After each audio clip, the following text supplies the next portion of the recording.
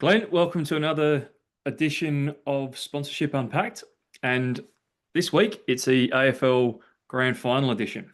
So we thought we'd we thought we'd get dressed up in our favourite AFL team kit. And as it happens, we're both Bombers fans for our sins. So, wasn't a criteria to work in the sponsorship team, but seems to be a common trend. So we're reasonably long suffering Bombers fans, but you never know. Next year we're on.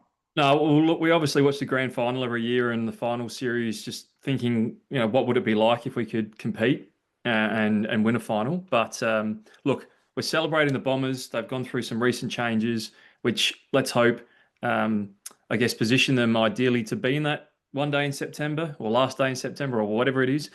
And one day we'll be back celebrating another win. So it's been a long time, mate. Hopefully it's in our lifetime. But yeah, You looking never forward know, to. but what it shows is we are sports fans, which is part of why we work in this business, and we're happy to help community clubs and cheer for the for the professionals.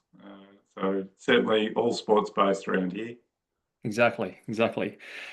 So, topic today is something that you mentioned during the week in one of your posts, which we always love your posts, and they always do very, very well.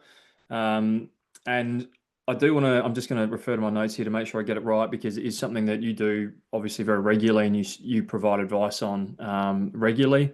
And it's about how do you approach a business for sponsorship. So let's dive more into the grassroots side of things. So we'll talk about how maybe a few little pieces of advice that you can provide to smaller community clubs who you obviously talk to on a very regular basis. You had another one this morning up in Wagga Wagga, I believe, or Wagga Wagga, however you want to say it, and where you're from, and gave them some good advice. A challenging scenario for the club, but yeah, dive in.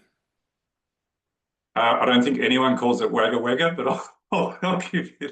I've definitely come across people who've said it, and I'm going to just say that I never say it. But All right. let's No dive worries. into the Wagga Wagga based Yeah, team. we're not. Oh, We're in not. fact, any team. Give us any team, Glenn. All right. No troubles. All right. So actually, the post was all about as a community club, a deep sort of low level community club. How do you approach a small business, a small local business? So we always talk about when, as a community club, the first place that you could go and should go is your local community. In fact, your local direct community being the club. So there are kids, adults, friends, extended friends and supporters who are in and around the club.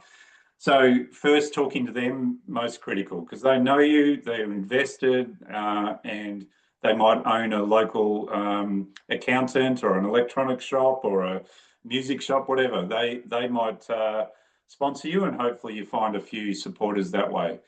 The next port of call might be your actual very local community. So the local shop, the bakery, the hardware store, etc., etc.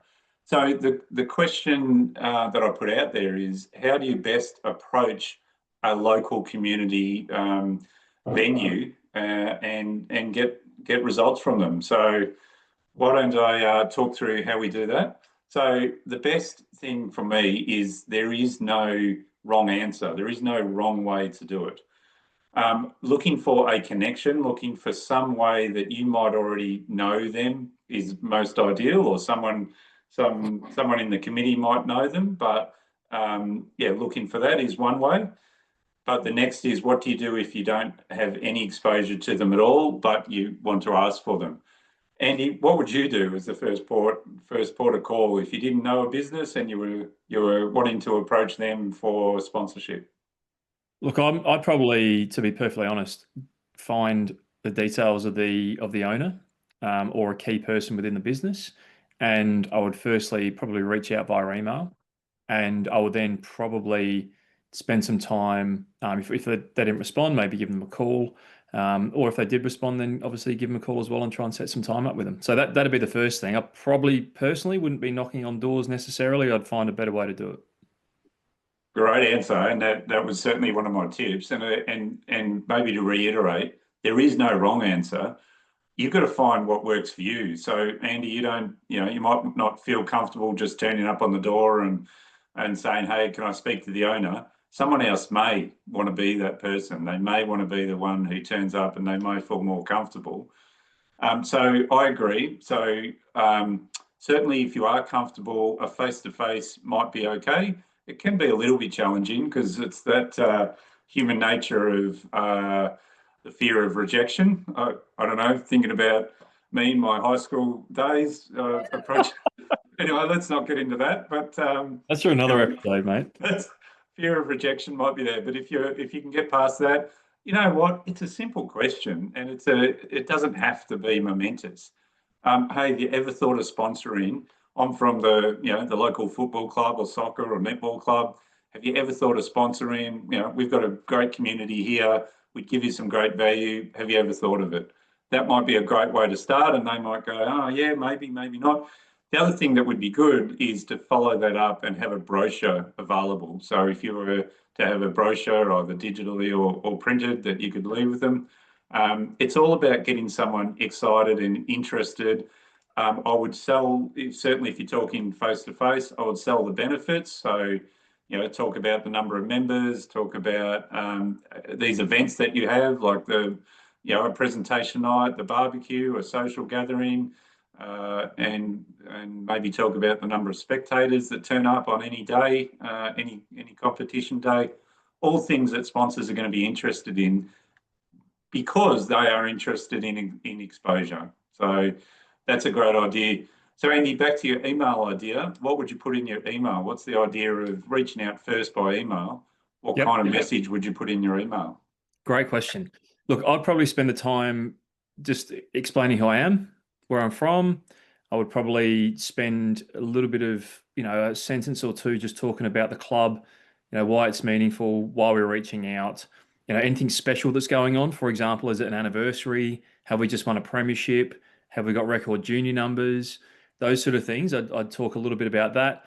And then there's always the ask, because I do feel like at some point within that email, you need to say, hey, look, we'd love to have a conversation. Please let us know if it's something you're interested in doing, because if so, I'll either give you a call or I'll pass you on to somebody who will give you a call.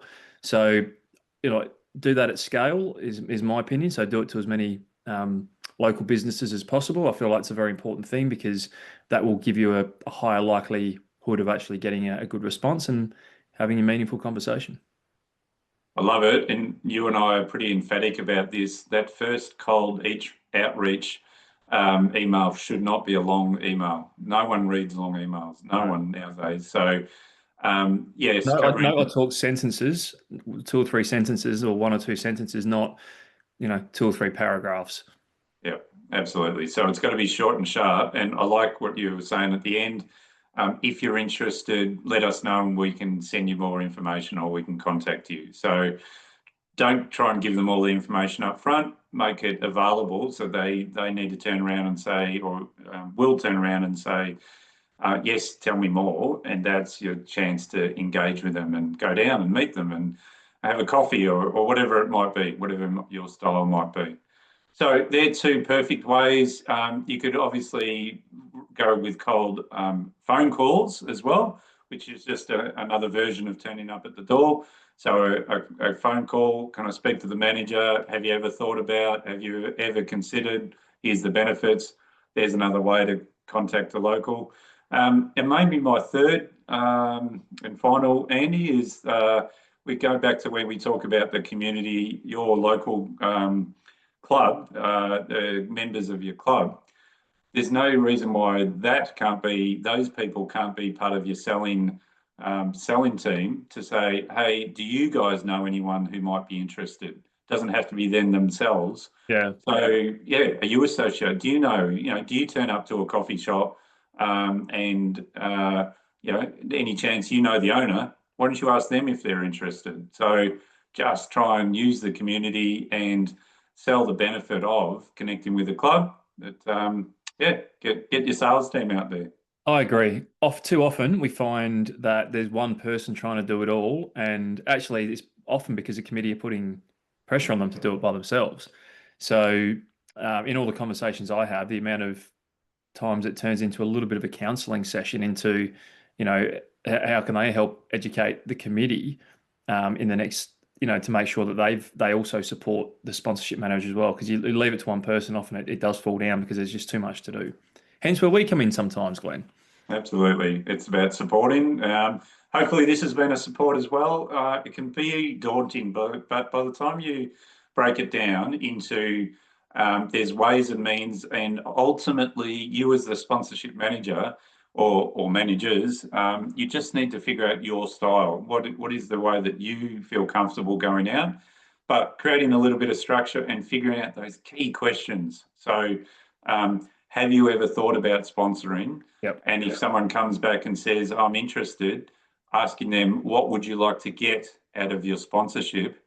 They are critical questions that just open up a whole raft of discussion. And all of a sudden it flows into a conversation. All of a sudden you've got a whole bunch of sponsors and you're flying. Agreed. Look, we're going to leave it there.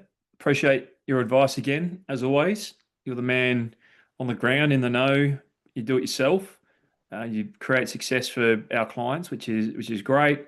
So always appreciate your advice and look forward to seeing another version of Glenn Says because it is very popular. I know you probably see a lot of yourself up there. So do I. But it is popular and people do get advice from it, mate. So good job and look forward to our next conversation and obviously go the Bombers in 2026. Gotta hope. You gotta hope. No Yeah. worries.